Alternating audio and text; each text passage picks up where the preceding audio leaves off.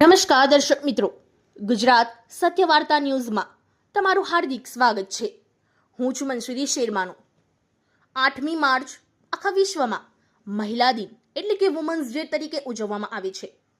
આપણા દેશ અને ગુજરાત રાજ્યના અનેક સ્થળો સાથે આપના વહાલા વડોદરા શહેરમાં પણ અનેક સ્થળોએ વુમન્સ ડેને વધાવવામાં આવેલ હતો। આજના વુમન્સ ડેના પ્રસંગે શૈક્ષણિક ક્ષેત્રે તેજીથી ઉભરી આવતું નામ અવિકા ચેરિટેબલ ટ્રસ્ટ દ્વારા આજ રોજ real 7 Seas Mall Fatehgunj Vadodara ખાતે મહિલાઓના સશક્તિકરણની દિશામાં એક મહત્વના અવોર્ડ ફંક્શનનું આયોજન કરવામાં આવેલ હતું। અવિકા ચેરિટેબલ ટ્રસ્ટના મેનેજિંગ ટ્રસ્ટી શ્રીમતી નિર્મલા મહંતે આ પ્રસંગે જણાવ્યું હતું કે તેમના ટ્રસ્ટ દ્વારા 11 નવીન શૈક્ષણિક શાળાઓના વડાઓને વિશિષ્ટ એવોર્ડ એનાયત કરવામાં આવેલ હતા, જે શાળાઓના વ્યવસ્થાપકો મહિલાઓ છે।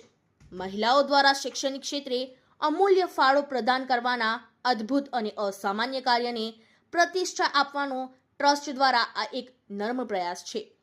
આ પ્રસંગે વડોદરાની જાણીતી શાળાના 65થી વધારે આચાર્ય, સુપરવાઇઝર, શિક્ષકોએ હાજર રહીને ઉત્સાહપૂર્વક વુમન્સ ડેનો રંગારંગ પ્રસંગ ઉજવ્યો હતો।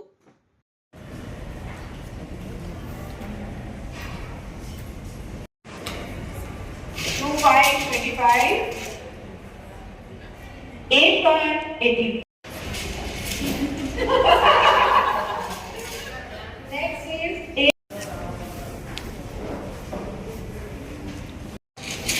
2626 8484 Professional development of educators. In another initiative to support education, the trust sponsored 1 year school fees and notebooks for a child for an economic not hinder a child's access to learning. In the sector of community and livelihood support, women from Karodia village were supported and encouraged to create cloth mats and eco-friendly cloth bags. મારું નામ શીતલ પટેલ છે, tin parent coach છું। હું Avika charitable trust madam Nirmala મહંત સાથે જોડાયેલી છું। Avika charitable trust બહુ જ બધા એવા કામો કરે છે જે ચેરિટી હોય છે, જે એજ્યુકેશન ફિલ્ડમાં, પછી એનિમલ્સ હોય, બર્ડ્સ હોય કે પછી પેલા ગરીબોને હેલ્પ કરવાની હોય, કોઈ પણ સેક્ટર હોય એ બાકી નથી રહ્યું।